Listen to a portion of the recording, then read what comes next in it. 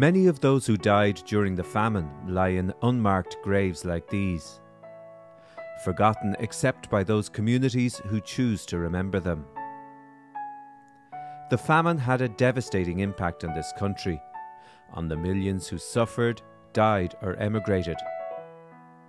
And their stories, until recently, remained largely forgotten.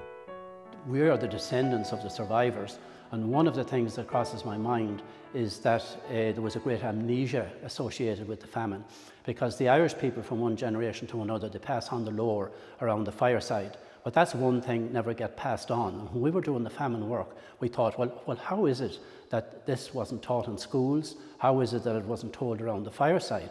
But I often call it the great shame, because it took many generations for it to come out of famine times right up into the 1900s. So that's why nothing was ever passed on. It was a horrible memory, too horrible to remember.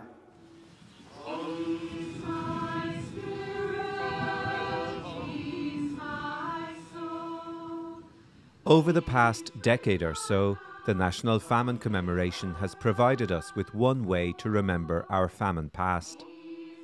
In May of 2019, the commemoration took place in Sligo, a county whose own famine history still resonates 170 years after the event.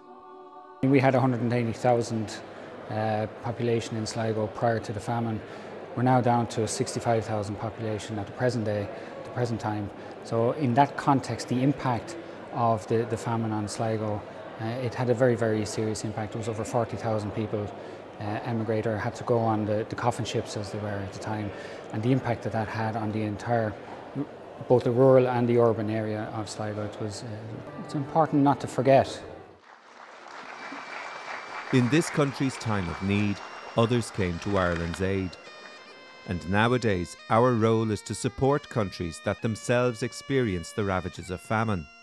And this is underlined by the presence of representatives from over 50 countries to lay wreaths for famine victims worldwide. In this way, our own famine past reflects the challenges other countries face and underpins our role in supporting them.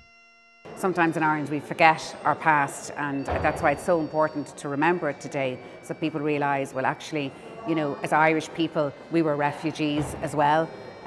You know, we were immigrants. I think anybody that was there today couldn't but be touched by some of the poetry that they heard, some of the music, some of the sentiment, and you know, the respectful minutes of silence as well, and the wreaths that were laid. I thought it was a really special event today. Locations like this one in Roscommon depict places where famine victims, overcome by sickness and starvation, died on the side of the road. And in Sligo, there are a number of places where we can pay tribute to those who suffered during the famine. But as we move further away from this period in our history, can commemorative events help reawaken the memory of this tragic time? I think very much more so, because today there is a legacy there of all of those who lost their lives and those who emigrated from the Port of Sligo. So it's important to remember that. And there's been a great deal of publicity in the last number of weeks.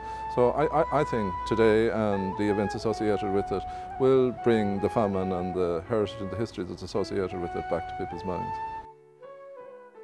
On the walk up Knocknarea to Queen Maeve's cairn in Sligo lie the ruins of some houses, left, it is thought, by the inhabitants at the height of the famine. This pile of stones is all that has withstood the passage of time. We don't know if they managed to find a better life elsewhere, or if they succumbed to the sad ending endured by so many others. But perhaps now is the time for us to begin to reflect again on the misfortune and suffering of our ancestors.